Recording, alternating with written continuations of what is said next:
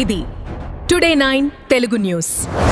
హుజూర్ నగర్ లో నకిలీ Hpcl oil చిన్నర్ వ్యవహారం కలకలం రేపింది. సిసిఎస్ పోలీసులు Hpcl కంపెనీ ప్రతినిధులు సంయుక్తంగా కోదడ రోడ్డులోని ఆటోమొబైల్ షాపుల్లో తనిఖీలు చేపట్టారు.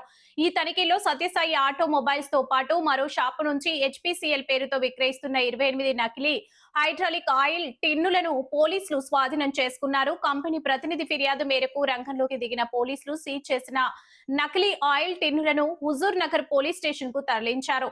షాప్ యజమానులను విచారణ నిమిత్తం సూర్యాపేటకు తీసుకెళ్లగా ఈ నకిలీ ఆయిల్ వ్యవహారంపై పోలీసులు దర్యాప్తు కొనసాగిస్తున్నారు.